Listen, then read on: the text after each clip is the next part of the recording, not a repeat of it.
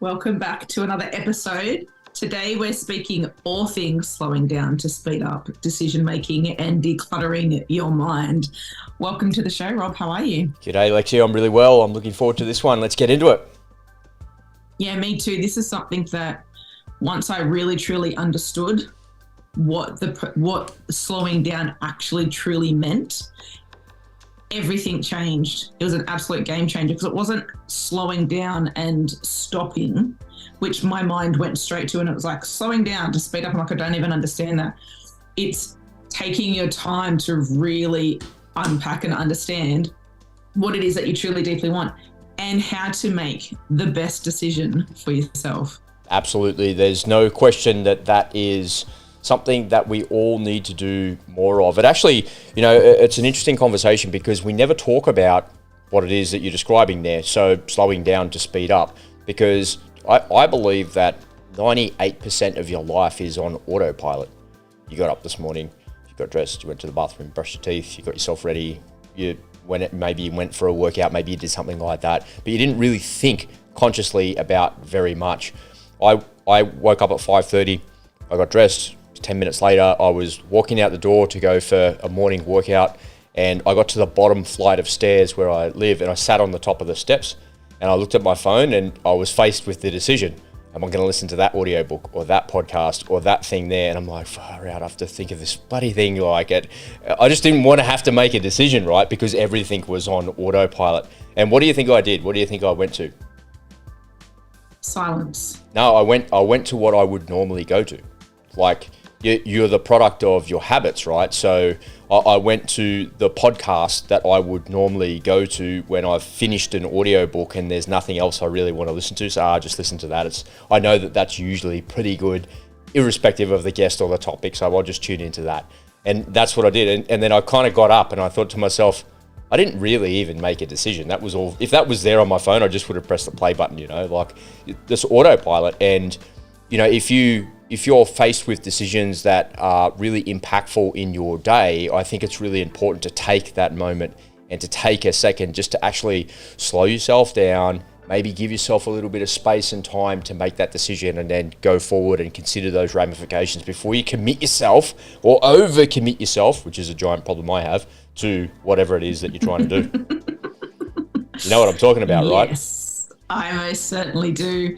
I was having a little chuckle because I haven't listened to YouTube in ages. I've been listening to my audiobooks and I've just been consuming them. And I did exactly what you just said. I opened up YouTube and I was like, oh, I haven't listened to that for a while. That's my normal go-to, and listen to it. And when you can really tune in and understand how do you make a decision, and like you said, slow down before you make the decision, before you commit to it. Because if you make a decision and then you start getting all of these wobbles and doubts and fears, well, you actually slow down, you're getting your results. So if you slow down at the beginning to really unpack and really decide and get all your wobbles out before you really commit to the decision that you're making, then everything just gets magnetically drawn to you because you're clear, the universe is clear, you know the paths to take. Sometimes you might not know the next step, but that just starts to unfold as you're moving through the process. It works in a practical sense as well, not just in your mind.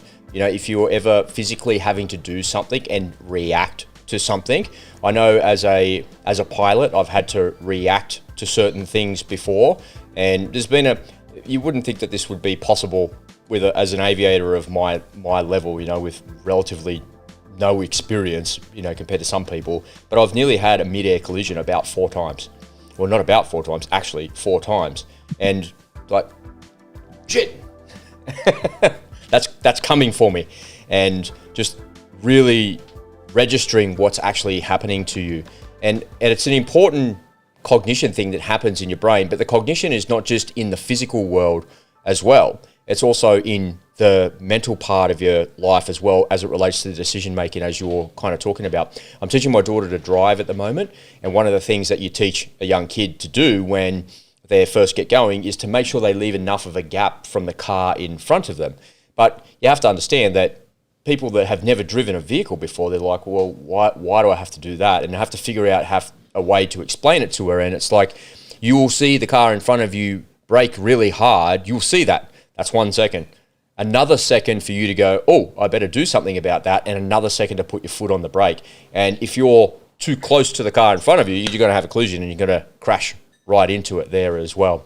One of the things that you do in the military a lot as well from a practical perspective is you're always practicing. So when you're training, you're always practicing for being on a patrol.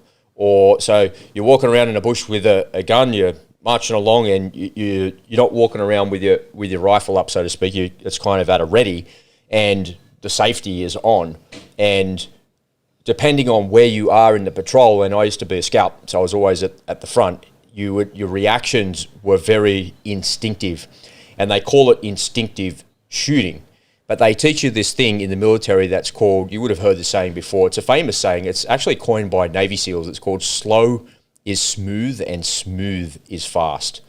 And it really helps you to slow down, and sometimes you get that jumbled up, like what did he say again? Fast is like what? But it doesn't matter what it is, what it does is it forces you to slow down, and it forces you to go, oh, maybe I should slow down here.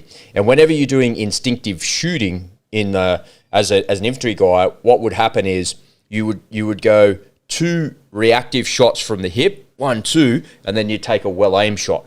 So it was always very, very deliberate on the 3rd time that you would do it. And they'd walk you along these ranges in the scrub, and they would be targets that would be in the bush that would pop up. And what they're really doing is they're teaching you like how well can you actually patrol.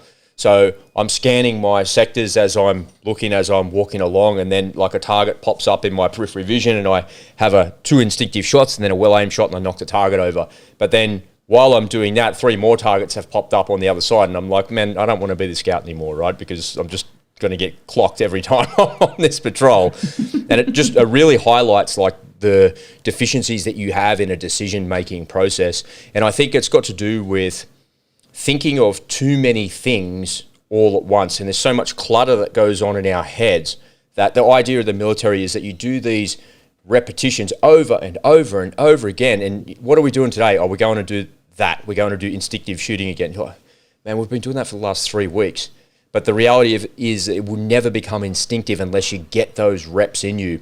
And I read a really good book a long time ago, actually. It's about flow states.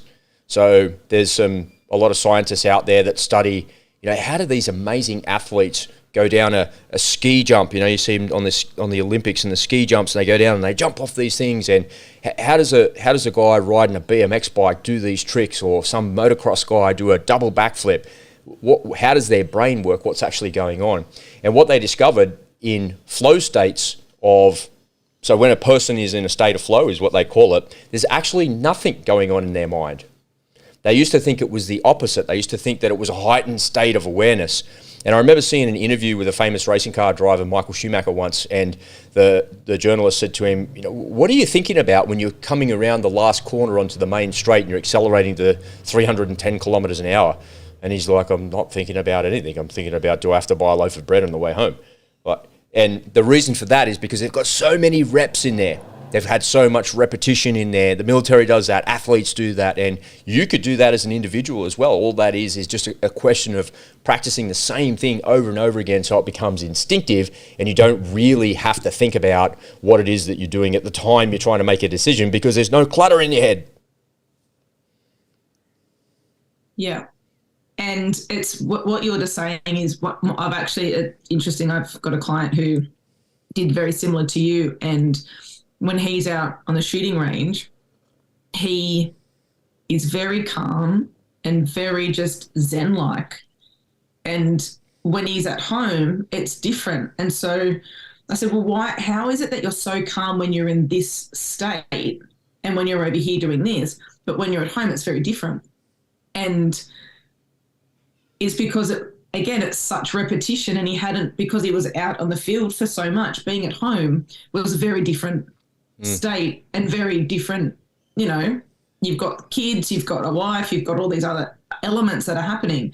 And so knowing that when you in one place you could be really calm and zen, but another place you could be really frantic, and really understanding how or where you are frantic or when you are in a zen state, and what is it that you're doing in that calm flow state, and how do you transfer that over into the other thing or the other place, if that makes sense. And decluttering your mind from all of the noise is such a powerful exercise and tool to be able to sit there and go, okay, well, what are all the things that are keeping me heightened or crazy, or am I focusing on one thing way too much and it's distracting me for something else? You know, when I hear you talk about your client there, it sounds like a fellow army dude, and the reason that he's in a heightened state of awareness at home because the kids are screaming and yelling, his missus is giving him the shits, and there's 1,000 things he has to go and mow the lawn, and he has to do the washing, and there's 1,000 things going on. But when he's lying on his guts on the range, there's only one thing to do, and he's in complete and total and absolute control of that, and that's the reason for it. So if you can figure out a way to get complete and total absolute control of all of that chaos that's around you, then it becomes more like autopilot. I promise you, the next time you get in the car to go and pick up your kid from school, or go and run an errand, or go and get something for dinner or something like that, you'll get in the car and you'll drive from point A to point B, and you'll get out at point B and just go, oh, yeah, so that'll show you that you're in a state of complete and total absolute zen about driving a vehicle. And if you rewind the clock 100 years ago, and if you could go back 100 years ago and imagine having a conversation like this 100 years ago, and getting in a car and driving 90 minutes across a city that's like 70, 80 kilometers away, which is what I have to do after this. The people 100 years ago would be like, what? You are like, what planet are you from? What future are you from? And it's amazing how you as a human being can adapt to so many incredible things. But you take all of those things for granted because the adaptability of your mind it's so pliable, and it can quickly adapt to so many amazing things. Don't take that for granted. And I think it's really important to have the self-awareness to understand how you make decisions, and what does your decision loop look like? What does the matrix of decisions look like for you? Have you ever spent much time thinking about that?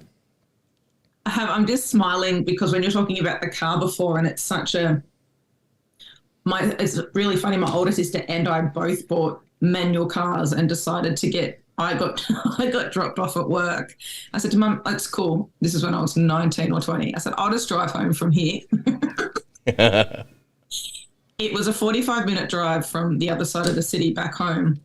I was driving home at midnight, and I kind of witnessed and watched how other people had driven a manual before. You put your foot on the clutch, you take your foot off the clutch, you put your foot on the accelerator.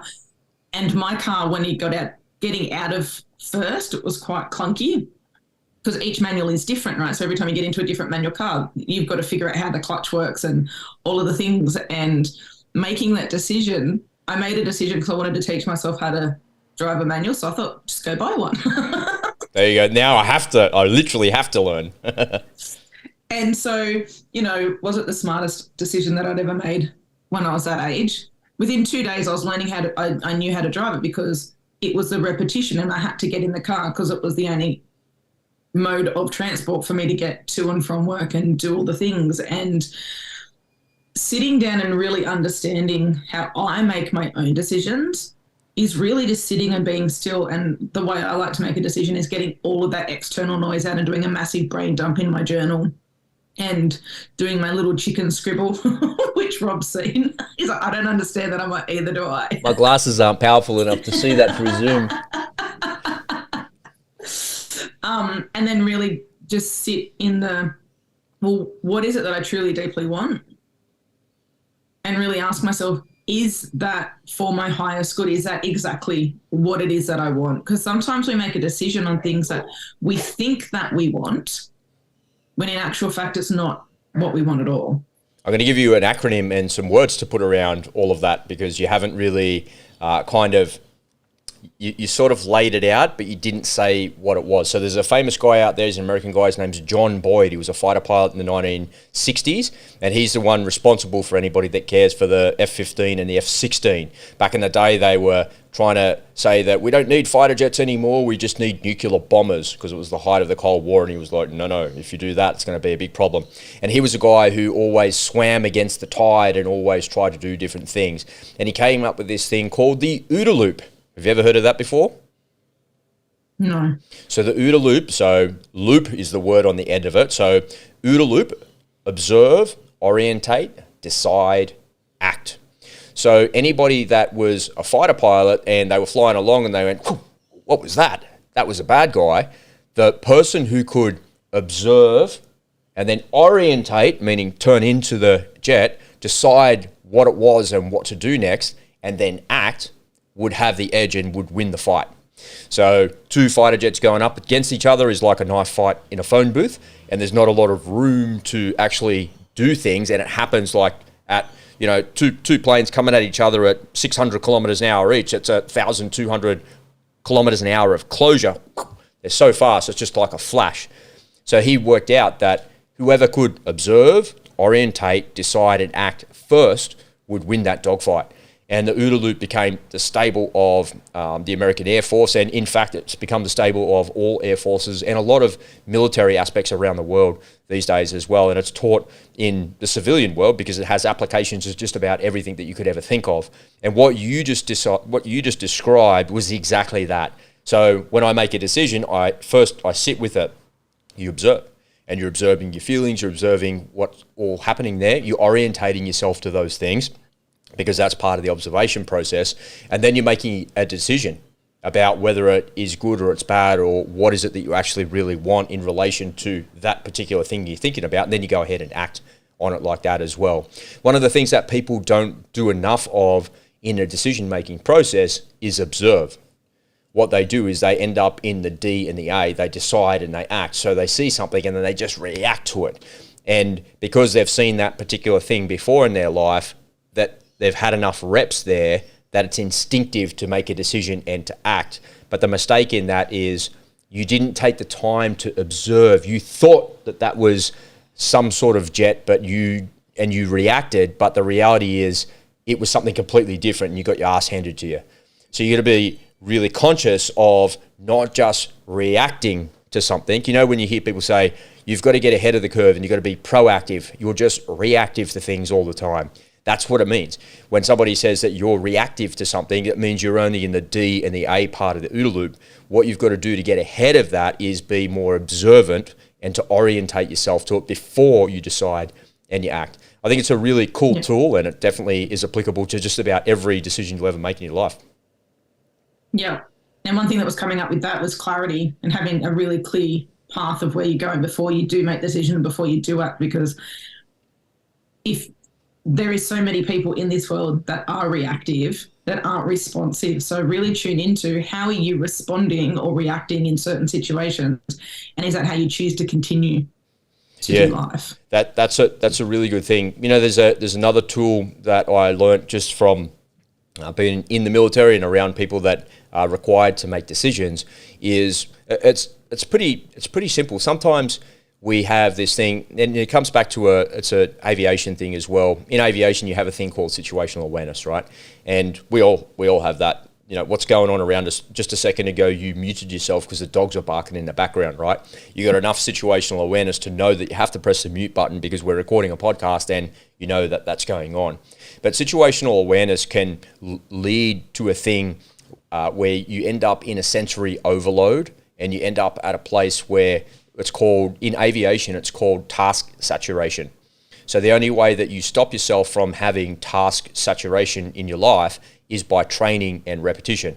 And I'll give you an example. I'll give you the flying example. So flying an airplane is extremely simple. It's probably the most simple thing that any human being could ever do. The complexities of it, maybe not so simple. But flying an airplane is easy because there's nothing to run into up in the sky, right? Airplane goes left, airplane goes right, airplane goes up, airplane goes down, faster, slower. All the same thing. It doesn't matter what airplane you're flying, it's all the same thing. But I promise you, the minute that I put a headset on your ears and I put a microphone near your mouth and I say, okay, now fly the plane and talk at the same time, all of a sudden, there's a division of my brain that actually happens. And it doesn't matter if you're flying an airplane or you're sitting at your desk looking at your to-do list. The same thing actually happens to you as a human being, is you end up having to divide your brain into a bunch of different things to control it. And unless it's instinctive for you to manipulate the controls with your hands and your feet, you're not going to be able to think about where you're actually, what you have to say on the radio. And then I'm going to overlay another problem for you where I'm going to make you do a mathematics problem. Where I'm going to say that you're going 180 knots and you've got 12 miles to go and you need to be at 3,000 feet. You're currently at 9,000 feet. Get there. So you have to do a mathematics problem in your head like that and go, just pull the power back, slow down.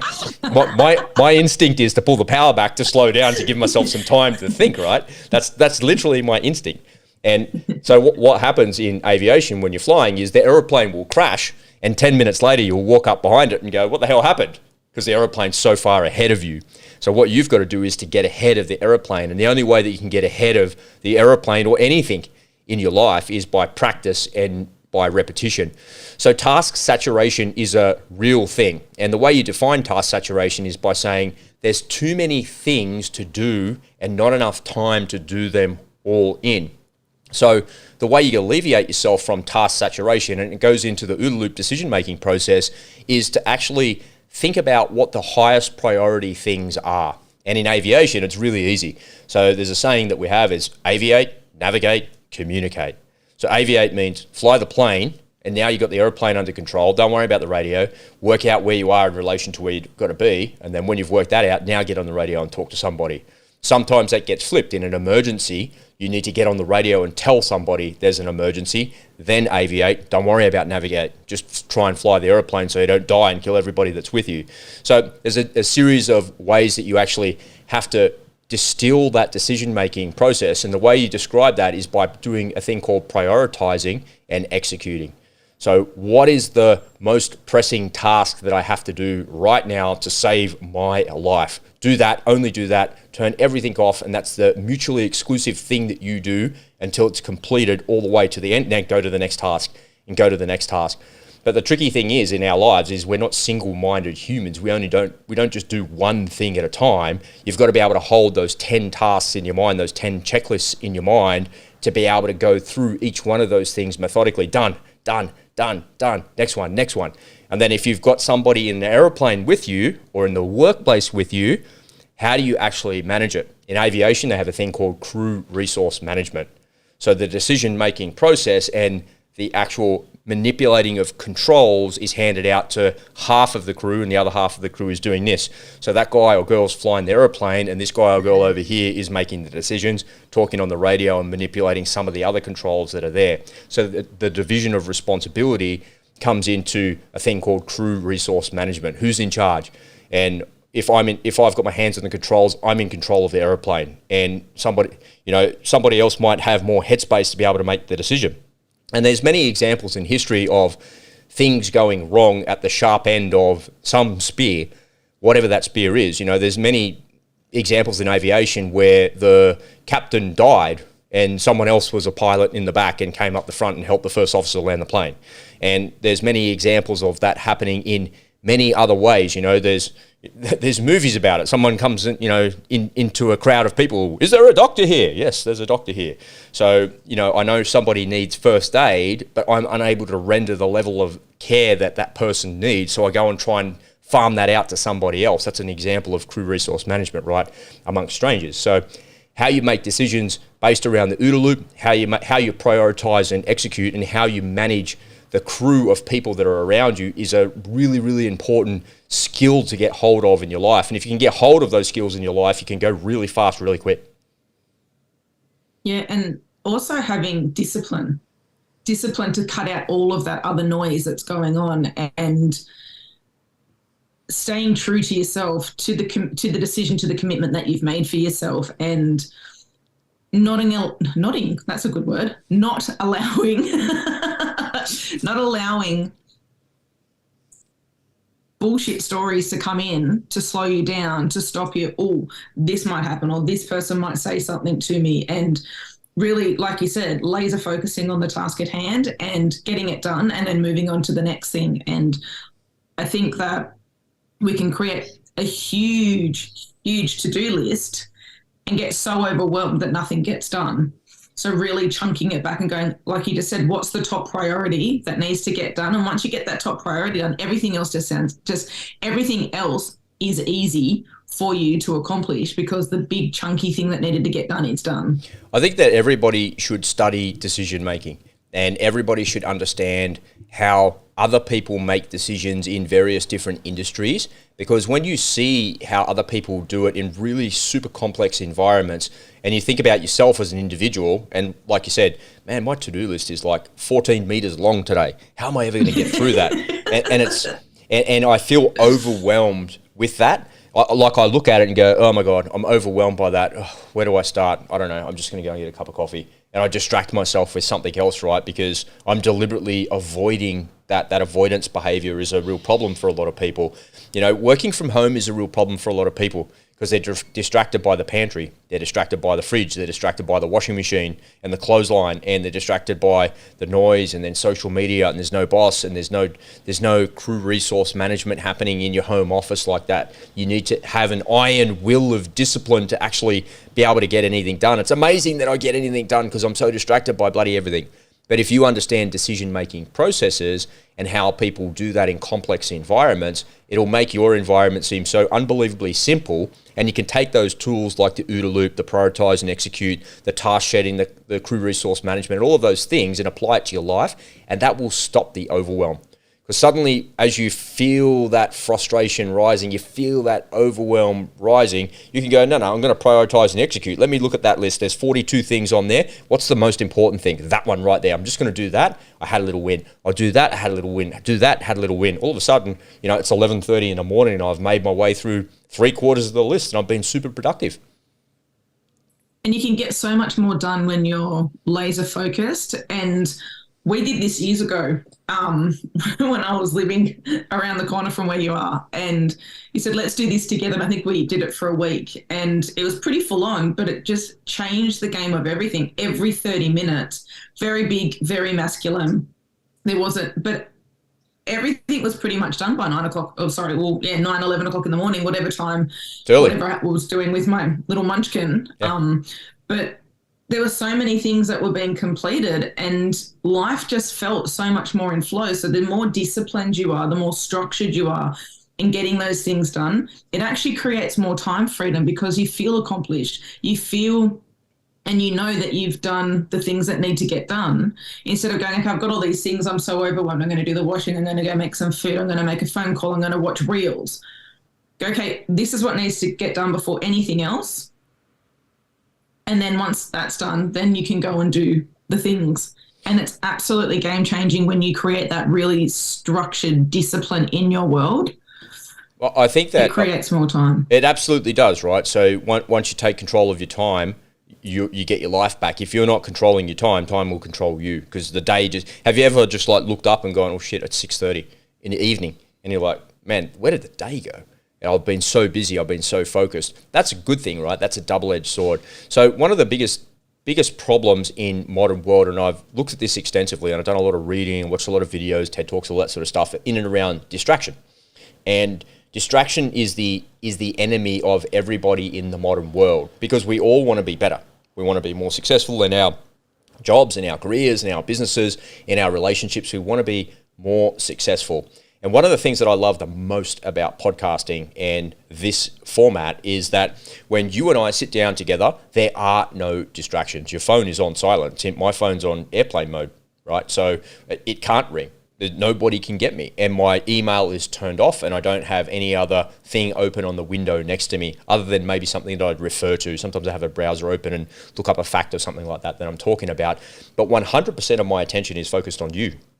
And 100% of your attention is focused on me, and you're listening to what I'm saying, and you're clearly listening. It's the art of deep listening, right? You're hearing what I'm saying, and as you're saying that, sometimes you even pause after I speak, and you kind of let that settle in, and then you offer a comment, offer some feedback, or you go to the next question like that. And that's why you're good at interviewing, and you're good at podcasting, because you're able to actively listen to you, but not just actively, but deeply listening.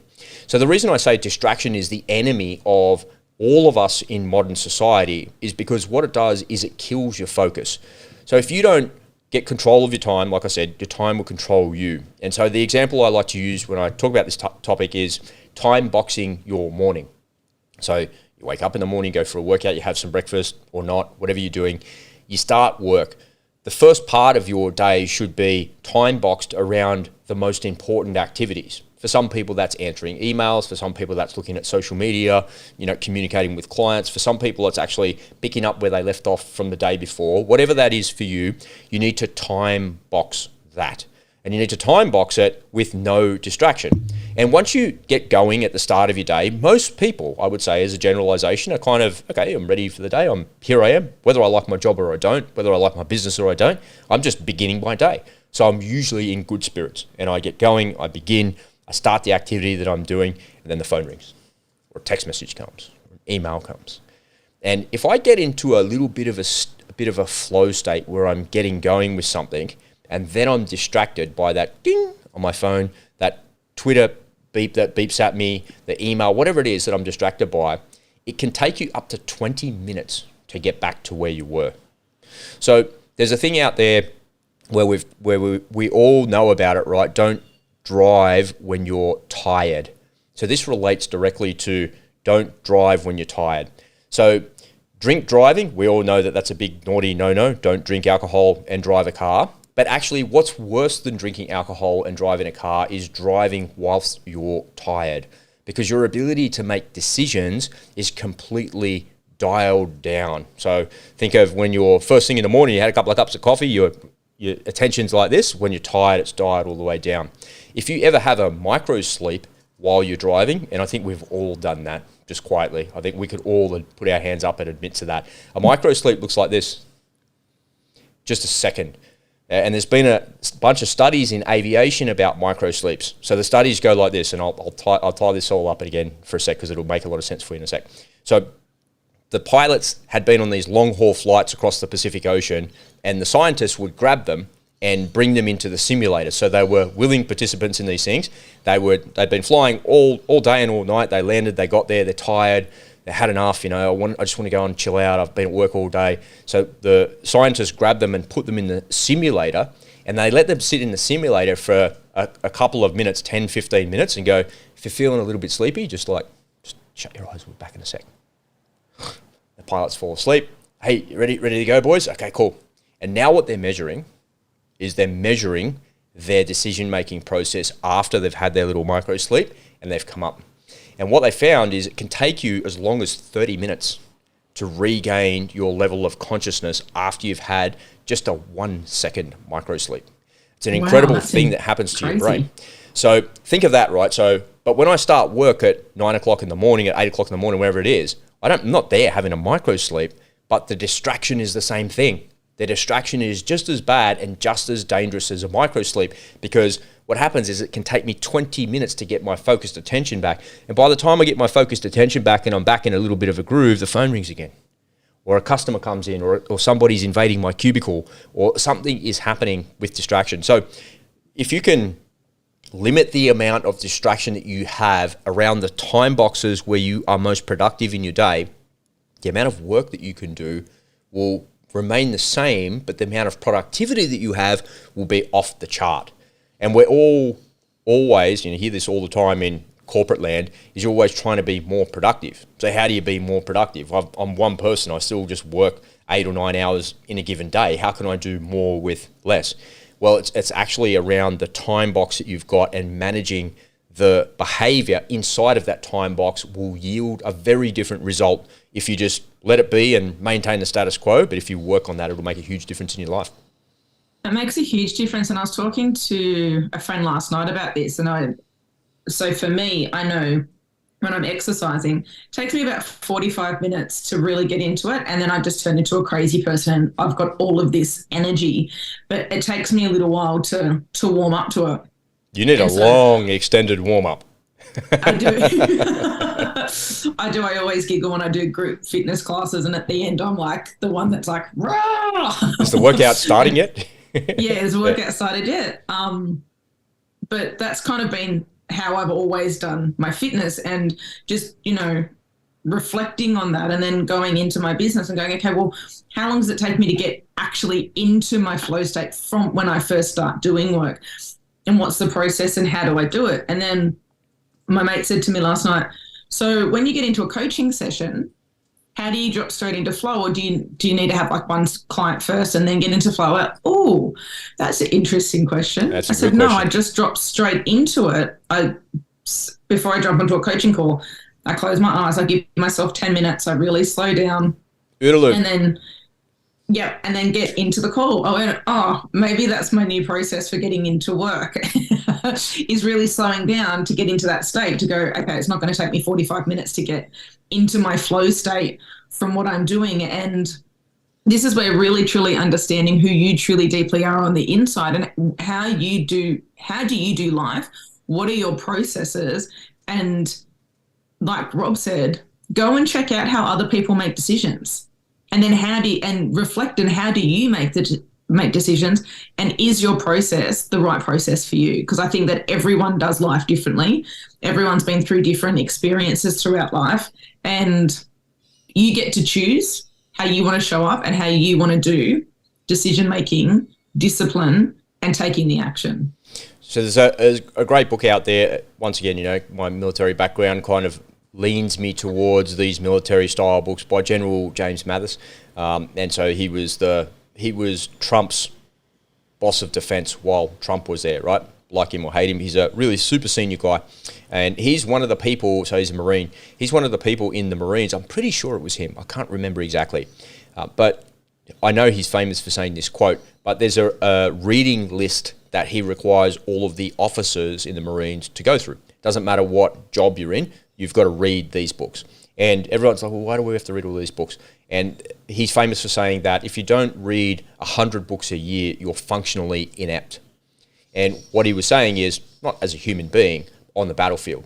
And all of the books, of course, are related to military history and battles and how people won wars and how people lost wars, more importantly. Because when the time comes, you will not rise to the occasion. You will fall to the level of your training every single time. There's nobody in history that has ever risen to a challenge. They've only ever fallen to the level of their training, irrespective of what it is. And I'll argue that all day long. That is a fundamental truth of humanity and human nature. And the idea of reading 100 books a year is to make sure that you've had enough exposure to the military stuff that's out there that you may encounter, that you may see. And the idea behind that has turned the US Marines into the most effective fighting force on the planet, without a doubt. And that's because they have incredible leadership. But that leadership doesn't just come from the top down, from the generals down to, the diggers in the platoon. It comes from a position of self-worth. And, you hear that and I haven't got time to read 100 books a year. It takes me like 2 hours to read 30 pages. All right, we'll get an audio book and turn it up to 1.5 speed. There's stop making excuses about why you can't be better, why you can't be a better version of yourself, and why you can't advance from where you are today to actually where you want to be. It's going to take some effort. It's going to take some concerted effort. And, there's 1,000 ways to get information that you want. You don't have to go and read an entire audio book for 15 hours about a singular topic. You might watch 4 TED Talks on it, and each one of those goes for 15 minutes, and you spend an hour researching that topic by the world's authoritative figures on that particular topic. There's some really good ways of doing that, some really fast ways of helping yourself to understand how you can be a better version of yourself. And we're talking about decision making, decluttering your mind, and how you can slow down to speed up. And all of that is related to being a better version of yourself. So how can you not focus on this self-improvement by looking externally for yourself, whether that's researching John Boyd and the OODA Loop, or figuring out how you can read 100 books a year to be functionally literate, not illiterate. That's a lot of books. Last year I read 157 books. Did you? Well, I didn't read any books. I listened to the audio books. But some of those audio books I'd listened to like 2 and 3 times. And that's because I make the time to actually do that. I use my mornings to do that. Get up early, get a couple of hours on the front end of my day, usually 2 hours. And then I'd have a commute as well. If you don't have a commute, then that can be quite difficult. So the commute that I would have, sometimes 3 hours a day. So I'm training a couple of hours in the morning and then commuting for 90 minutes and then 90 minutes back. There's like 5 hours a day of audiobooks. I can chew through a lot of audiobooks pretty quickly when you do that for 3 or 4 months straight. You most certainly can, and I've started commuting quite long distance. Yeah, again, you've got so that now too. Yeah. I certainly do. And so, yeah, I don't ever listen to the radio. And if I do turn the radio on, I'm like, ugh. And I just put my audiobook on and off I go. Because it's just gets the brain thinking, and it's just new information, or it's information you've heard before. And it's just a nice reminder to hear things in a different light from a different person. It's been epic. It always is. It's always a fun conversation. Did you learn something? The OODA Loop. Yeah, you like that? Observe, orientate, decide, and act. I did. I did. You would like John Boyd. I'd encourage you to research Johnny Boyd a little bit. He was a renegade in the military. He was he was not well liked at all, and he is, for the U.S. military, their air force is it's the most effective and most powerful fighting force on planet Earth. And if you kind of retrace the clock to the people that are behind it, he is one of the key people that's responsible for that as it is today. And, you know, it's the collective result of collective people, but it all comes from somebody's mind. And he was just a man, just a normal person like you and me. He just had thoughts and opinions, and people all around him were saying, you know, that's not right, you're completely wrong. And he's like, no, I'm not. And he stood his ground, and fortunately, he was in a position of decision making to be able to have some level of influence, and you know, he was proven to be right. So if you think that you're watching this or listening to this that you can't make a difference in the world, you can. You absolutely can. You might not be able to do that by yourself. You might need a collective around you to actually help you to do that, but you certainly can be the genesis of something really great. And don't forget that, because we all have that opportunity to do that. We most certainly do. Mr. Rob, how do everybody find you if they want to come and check you out? Best place to engage with me is over on YouTube at my channel, just Robert Russ Official, or you can join me over in the Recurring Income Lab. Just come on over to community.goalin.com.au and I'll make sure I hand you those links and we can put them in the description as well. Amazing, amazing. And if you want to reach out to me, all of my information will be down the bottom. And thanks again, Rob. See you next week. You're welcome. See you, Alexis. Bye.